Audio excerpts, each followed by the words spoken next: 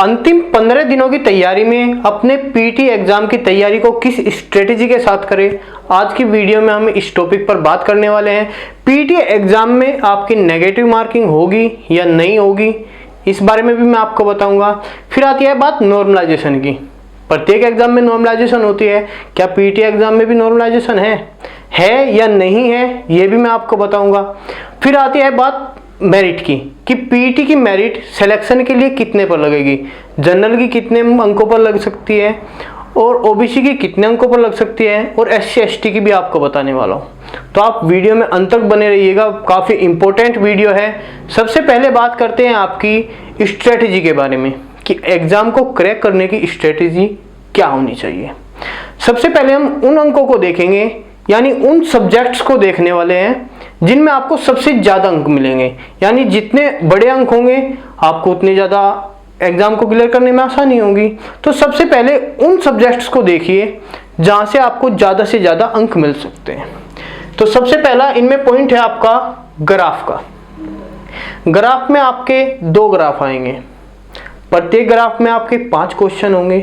तो दोनों ग्राफ में कुल मिलाकर आपके क्वेश्चन हो गए 10 और ये आपके 10 ही नंबर के होंगे। तो आप यहाँ से ग्राफ से 10 नंबर लेकर आ सकते हैं। फिर आती है बात आपकी तालिका की। 2 तालिका आएंगी, प्रत्येक एक तालिका में 5 क्वेश्चन होंगे। तो आपके 10 नंबर भी यहाँ से बिल्कुल फिक्स हो जाते हैं। ग्राफ क्या होता है और तालिका क्या होती है, इनमें क्या डिफरेंस होता है, इसके बारे में थोड़ा सा देख लीजिए कि ग्राफ होता क्या है। सबसे पहले आपका ले लेते हैं एक मानक जो है 0 से 10 तक। यानी यहाँ पर आपको 2001, 2002, 2003, 2004 इसी प्रकार से 10 तक दी गई है। फिर आती है आपकी यहाँ पर कि कंपनी ए का चिन्ह है ऐसे, कंपनी बी का होगा इस प्रकार से, और जो कंपनी सी है वो होगी आपकी बिल्कुल भरी हुई। यानी इसके साइन है कि आप ग्राफ में कंपनी ए, बी और सी को किस प्रकार से पहचान सकते हैं कि कौन सी कंपनी के बारे में बात की जा रही है। तो ये सन दी गई है आपको, और यहाँ पर आपको प्रत्येक कंपनी के लिए 3 ग्राफ मिलेंगे। क्या मिलेंगे? 3 ग्राफ। ये आपका पूरा भरा हुआ होगा, ये आपका पानी की तरह हो गया, और ये आपकी टेढ़ी लाइन होगी। तो ये 2001 हो गया। तो इस प्रकार से आपका ग्राफ होता है। इसमें भी आपके थोड़े से मानक और होंगे जो ये दर्शाएंगे कि यहाँ पर आपकी 2 लाख की इनकम है, यहाँ 3 लाख की है, यहाँ 4 की है, यहाँ 5 की है, यहाँ 6 की है। ठीक है, तो दोस्तों इसी प्रकार से आपका ग्राफ होगा एग्जाम के अंदर। क्या होगा? ग्राफ होगा आपका। तो ये होता है आपका ग्राफ।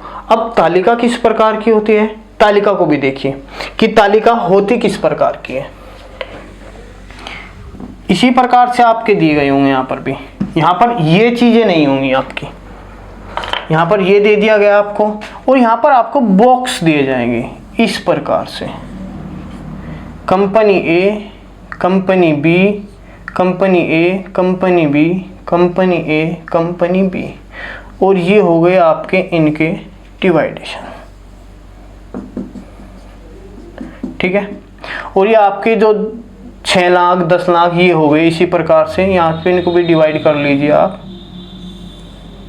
यहाँ पे आपके नंबर भरे हुए होंगे, 1 हो गया, 4 हो गया, 8 हो गया, 7 हो गया, 9 हो गया, 3 हो गया, 4 हो गया, 8 हो गया, 3 हो गया, 2 हो गया। तो इसी प्रकार से जो होंगे ये होगी आपकी तालिका। तो आपके यहाँ से 20 नंबर फिक्स हो सकते हैं। अगर आपको तालिका और ग्राफ के क्वेश्चनों को ढूंढने में थोड़ी भी दिक्कत हो रही है तो वीडियो के डिस्क्रिप्शन बॉक्स में टेलीग्राम चैनल का लिंक दिया गया है। वहाँ पर हमने आपके लिए बहुत से ग्राफ के क्वेश्चन और बहुत से तालिका के क्वेश्चन विद सॉल्यूशन प्रोवाइड कराए गए हैं। इस वीडियो के बाद आप उनको जरूर डाउनलोड कीजिएगा और अपने प्रैक्टिस कीजिएगा उनको हल करके कि आप कितना कर पाते हैं। जितनी प्रैक्टिस करोगे उतने ही आपके 20 नंबर पक्के हो जाएंगे। अलग अलग ग्राफ को देखोगे, वहाँ पे अलग अलग ग्राफ की भाषा समझोगे तो आपके नंबर अपने आप ही आ जाएंगे 20 के 20। फिर बात आती है आपकी हिंदी गद्यांश पर। 2 गद्यांश होंगे और प्रत्येक गद्यांश में आपके 5 क्वेश्चन होंगे। और ये 5 क्वेश्चन आपको किस प्रकार पूछेगा, यानी कोई भी आपको हिंदी का पैराग्राफ दे दिया गया कि मोहन बाजार जाता है, वहाँ से ये चीज़ें लाता है, ये चीज़ें खराब निकलती हैं। सबसे पहला क्वेश्चन बन सकता है वहाँ से आपके कि इस गद्यांश का शीर्षक क्या है। फिर आपसे पूछ सकता है कि मोहन बाजार क्या करने गया था। तो इस प्रकार से कॉमन से क्वेश्चन होते हैं, ये गद्यांश के अंतर्गत आते हैं। आपके क्या आते हैं? गद्यांश के अंतर्गत। तो 2 गद्यांश होंगे आपके, 10 नंबर यहाँ से हो जाएंगे, प्रत्येक गद्यांश में 5 नंबर आएंगे, तो 10 नंबर ये भी फिक्स कर सकते हो आप। ये 30 नंबर वे हैं जो आपके फिक्स हैं, इनको तो कोई कर ही नहीं सकता। एग्जाम देने वाले 99% बच्चे इनको 30 में से 30 करके आएंगे, तो आपके 30 नंबर यहां से फिक्स किए जा सकते हैं। फिर उसके बाद आती है आपकी सामान्य जागरूकता यानी विविध के बारे में, जो कि आपका 10 नंबरों का है। कितने का है? 10 नंबरों का। अब विविध क्या होता है? विविध वो होता है जो आपकी कोई भी बुक होगी जनरल नॉलेज की, जो उसमें अंतिम 15, 20, 25 पेजेस होते हैं जनरल नॉलेज के, जिसमें होता है कि सबसे बड़ा, सबसे छोटा, भारत के पड़ोसी राज्य, भारत के पड़ोसी देश, भारत के राज्य, उनकी राजधानी, पड़ोसी देशों की मुद्राएं, जो इस प्रकार से छोटा बड़ा, प्रथम, बाद में, अंतिम, लंबा, छोटा, ये होती है ना चीजें, ये विविध के अंतर्गत आती हैं। और ये सामान्य जागरूकता भी कह सकते हैं आप इनको। तो ये आपके 10 क्वेश्चन आएंगे। फिर आपका करंट अफेयर्स, 20-25 पेजेस की बुक आ जाती है बाजार से, 10 से 12 महीने की करंट अफेयर की। क्या उसको आप 4 दिन में नहीं पढ़ सकते? मात्र 6 से 7 पेज क्या आप रोज नहीं रट सकते करंट अफेयर के? तो यहाँ से आपके 10 क्वेश्चन है, 10 सामान्य जागरूकता के और 10 हैं आपके विविध के। क्या इन 20 क्वेश्चनों में से आप 10 नहीं कर सकते?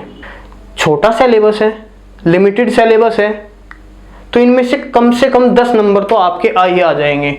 तो आपके नंबर हो जाते हैं यहाँ पर 40।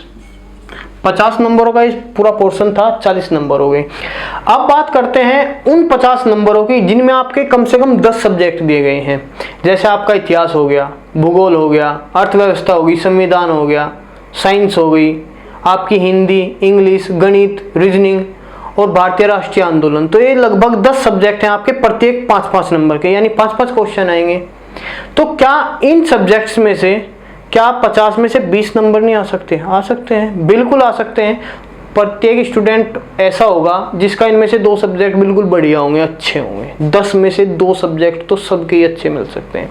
तो 20 नंबर यहाँ से आपके कम से कम आ सकते हैं 50 में से। तो ये आपके 20 नंबर ये हो गए, और 40 मैंने आपको ये बताए थे। तो आपके लगभग 60 नंबर की स्ट्रेटेजी यहाँ से तैयार हो जाती है। मात्र 15 दिनों में इस सिलेबस को आप कवर कर सकते हो। तो ये थी आपकी स्ट्रेटेजी। अब बात करते हैं क्या 60 अंकों पर आपकी मेरिट लग सकती है? हाँ, बिल्कुल लग सकती है। कारण भी बताता हूँ मैं आपको क्यों लग सकती है। मान लीजिए आपके UPSSC PET के लगभग 40 लाख फार्म भरे गए हैं और सरकार ने मेरिट लगा दी 80 पे, यानी UPSSC ने मेरिट लगा दी आपके 80 पे। तो उसमें कितने प्रतिशत बच्चे पास हो सकते हैं? लगभग 4 से 5%। ठीक है। तो सरकार अगली बार जब पटवारी के फॉर्म भरवाएगी तो उसमें क्या वो 4-5% ही बच्चे फार्म भरेंगे? मान लीजिए चलो भर रहे हैं, तो जो सरकार के पास में फार्म निकालने के बाद जो रेवेन्यू जनरेट होता है वो होता है फॉर्म फीस से। किससे? फार्म की जो फीस होती है 400, 500 या 1000 रुपये जितने भी होते हैं सबके लिए, यहाँ से उनका रेवेन्यू जनरेट होता है। तो कोई अपना रेवेन्यू नहीं घटाना चाहेगा और फिर वो 4-5% का कोई मतलब नहीं निकलता, और न ही आपका 80% पर यानी 80 अंकों पर मेरिट लगने का मतलब निकलता।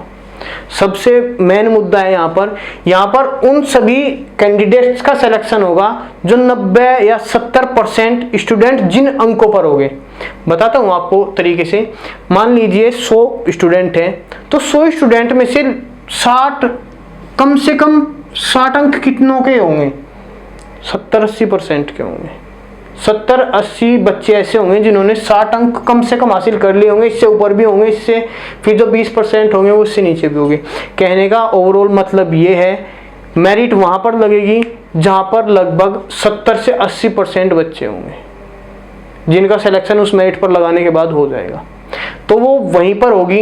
अगर आप जनरल की बात करो, सामान्य वर्ग जो होता है, उसकी मेरिट लगेगी आपकी 60 से 65 के बीच में। लिख के ले लो इस बात को आप लोग, फिर आती है आपकी ओबीसी की, 55 से 60 के बीच में। फिर आते हैं आपके ये SC ST वाले भाई, तो इनकी मेरिट सबसे नीचे लगती है। इनकी मेरिट कहाँ तक नीचे आ जाए इसका कोई अंदाज़ा नहीं लगा सकता। ठीक है, तो आपकी मेरिट के बारे में भी बात कर ली। फिर नेगेटिव मार्किंग के बारे में बात करते हैं। तो नेगेटिव मार्किंग है आपकी पीटी एग्ज़ाम में। पीटी एग्ज़ाम में 0.25 की नेगेटिव मार्किंग है। 0.25 का मतलब है 1/4 की।